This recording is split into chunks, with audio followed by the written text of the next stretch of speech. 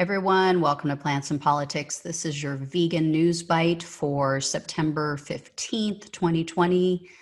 So first up is a Latin American plant-based company called NotCo. They recently raised an additional $85 million in their recent investment round. And one of their original investors was Amazon founder Jeff Bezos. So they're not hard up for cash. Their products include not milk, not ice cream, not meat, and so on. You get the idea. And they're using science to create plant-based foods that look, feel, and, quote, uniquely behave like the animal products that they intend to replace. Very interested to check out their products. Apparently, they're trying to right now move into the US market. Next up is a Thai company called Let's Plant Meat.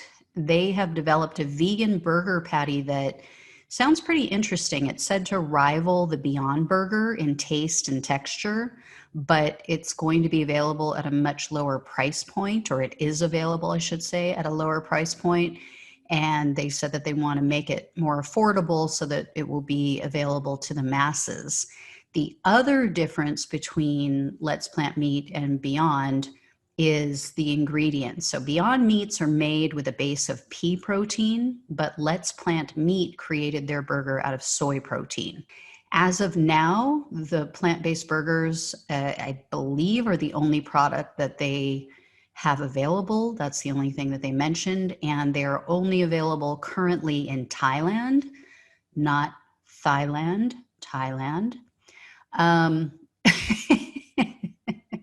In stores such as Tesco Lotus, Max Value, and Gourmet Market.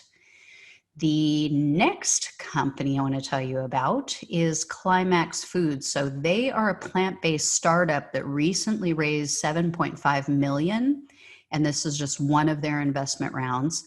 The company was founded by a Harvard-trained scientist who recently worked at Google, and he also worked at Impossible Foods, so another plant-based alternative company. So this man, Oliver Zahn, he plans to use science and computers basically to discover what makes animal products taste the way that they do, but at a molecular level.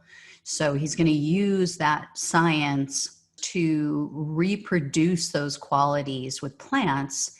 And their goal really is to create a future where zoonotic-based pandemics and animal-based diseases are no longer an issue. We don't have to worry about it. So the company plans to start with replacing cheese products. And I have to tell you, it sounds like Climax Foods could be a game changer. So one of the people who took part in this latest investment round told journalists that, quote, aged cheese has been a challenging category, but the data-driven approach of Climax Foods has created prototypes like nothing I've ever tasted on or off the market. Sounds pretty interesting and like something we should keep an eye on. And the final story I have for you today is about a poll that was recently done, a survey. So this recent survey showed that 48% of people who eat plant-based foods are doing so because of the environmental impact of meat and dairy products and due to climate change. So nearly half of the people who consume plant-based foods are doing so for environmental reasons. That has increased. So that's an increase of 17% since a poll was taken back in 2018.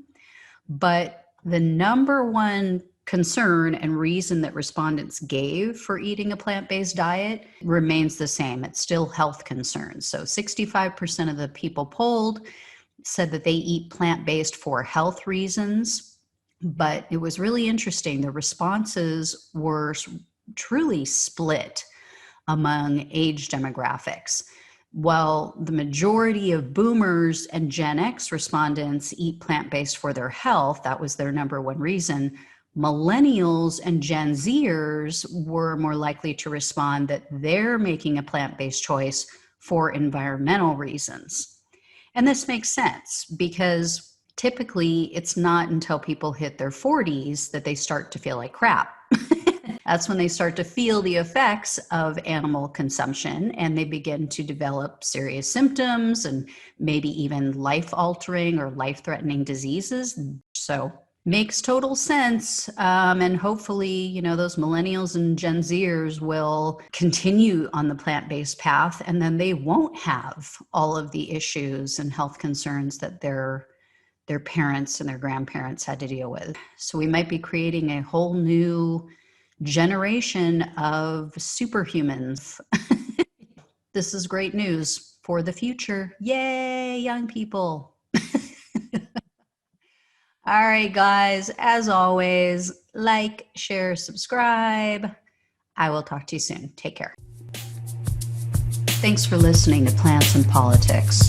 The only way we can take our country and power back is to spread the truth and build an army. So remember to like, follow, subscribe, and share on Facebook, YouTube, and wherever you listen to your podcasts. Thanks again.